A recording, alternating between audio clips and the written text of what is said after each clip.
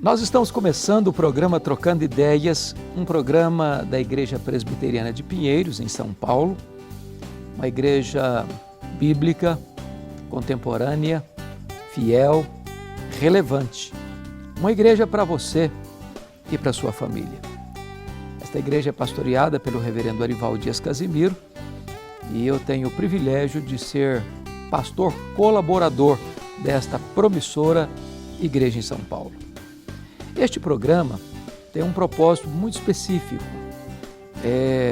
responder perguntas que as pessoas nos fazem e, através desse expediente, talvez ajudar também a você a esclarecer algumas dúvidas. Então, a primeira pergunta nos enviada por Mateus Xavier. Ele está perguntando se no plano eterno de Deus, global e abrangente de Deus, isso inclui, inclusive, o meu pecado. Se há um plano de Deus até mesmo nos meus erros.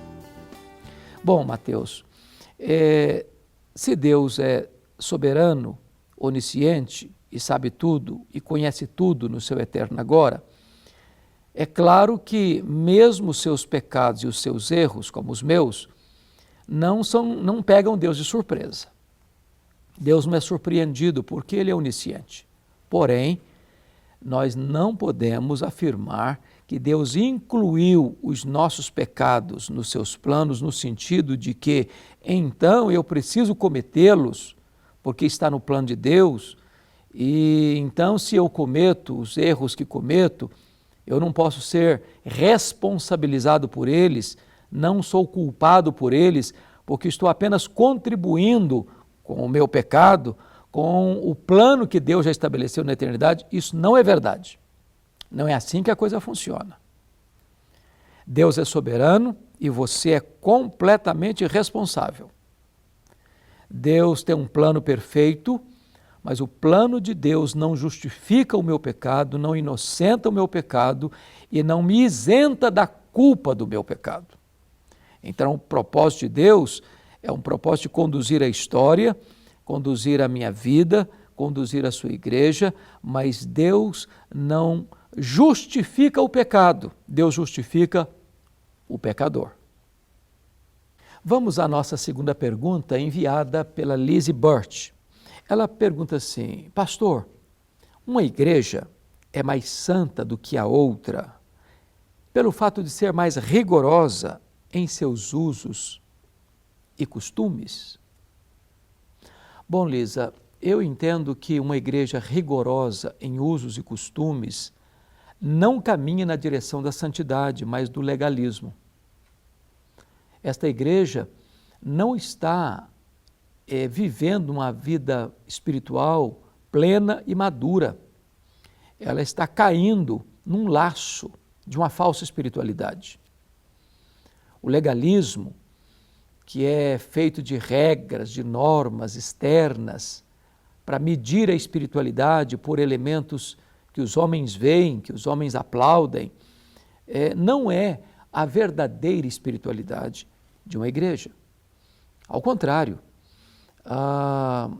o Evangelho veio para nos livrar dessas peias, dessas amarras do legalismo imposto pelos homens, pela tradição dos homens, que não tem nada a ver com a palavra de Deus, com os preceitos de Deus, com a verdadeira espiritualidade que nos torna livres e não escravos de regras e mais regras, de normas e mais normas.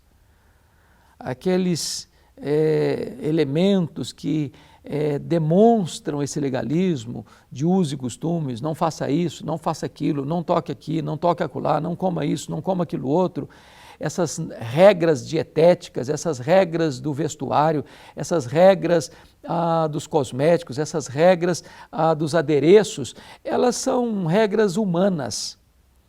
A verdadeira espiritualidade não tem a ver com o externo, tem a ver com o seu coração, quebrantado, humilde, que reconhece a bondade de Deus, que tem prazer em se deleitar na presença de Deus, que tem uma vida bonita de testemunho, que atrai as pessoas pelo exemplo e não as afasta por causa do seu rigor, muitas vezes e completamente rendido a esse legalismo religioso. O legalismo é um caldo mortífero e não sinal de uma verdadeira espiritualidade.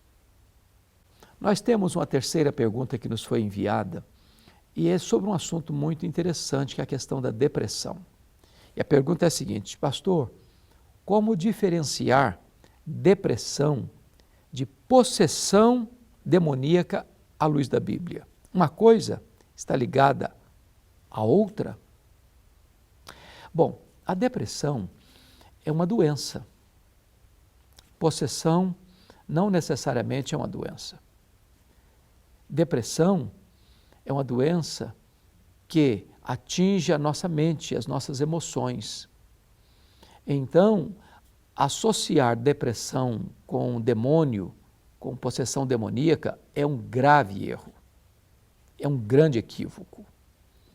É colocar sobre os ombros dessa pessoa que está lidando com a depressão, colocar mais um fardo nas suas costas. Uma pessoa pode ficar deprimida porque teve envolvimento com demônios? Até pode.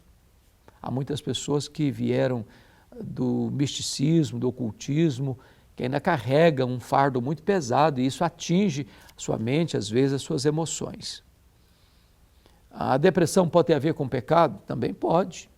É só você ver a história do Salmo 32, 38, 51 de Davi, quando ele escondeu o seu pecado, ele entrou num processo depressivo.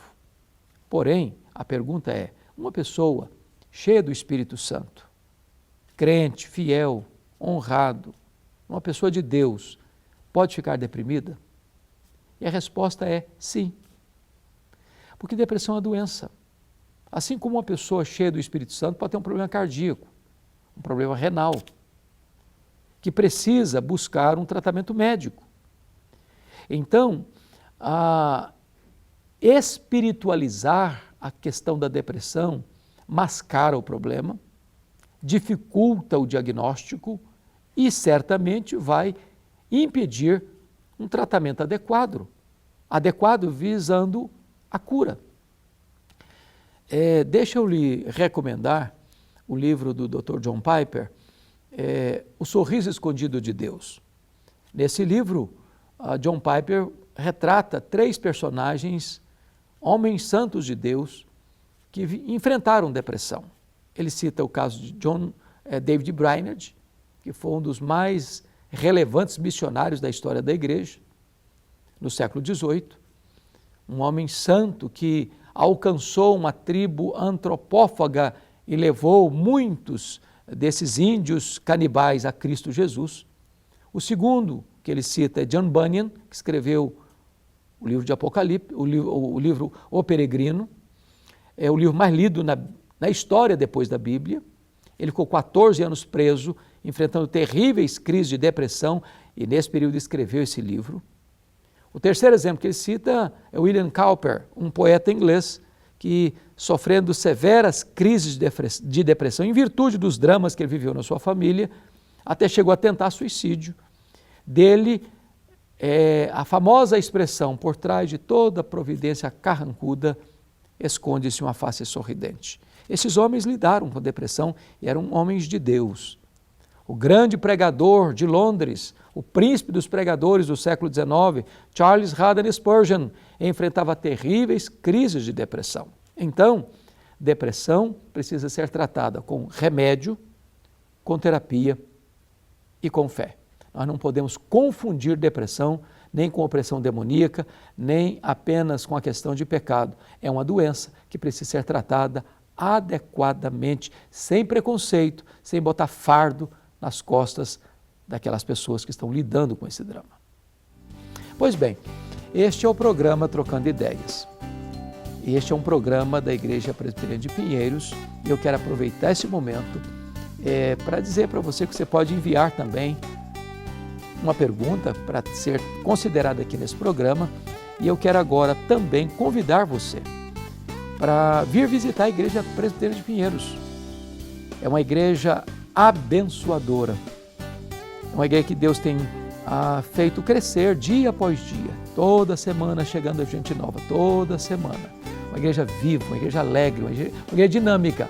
Uma igreja que tem espaço para as crianças, para os adolescentes, para os jovens, para os casais, para os adultos, para a terceira idade. Uma igreja que tem uma agenda intensa, mas muito disposta a acolher pessoas e a cuidar de pessoas. Venha nos fazer uma visita. Todos os domingos nós temos cultos a partir das 8h30 da manhã, a período da manhã, começando também à tarde, 4h30, ainda até ao culto da noite, às 19 horas. Toda segunda-feira, conexão com Deus às 20 horas. Toda terça-feira, às 2h30 da tarde, Mulher Esperança. Uma igreja viva e dinâmica, de portas abertas para você. Venha nos visitar. Vai ser um grande privilégio receber você e a sua família. Deus abençoe sua vida, Deus abençoe sua família e até o nosso próximo programa.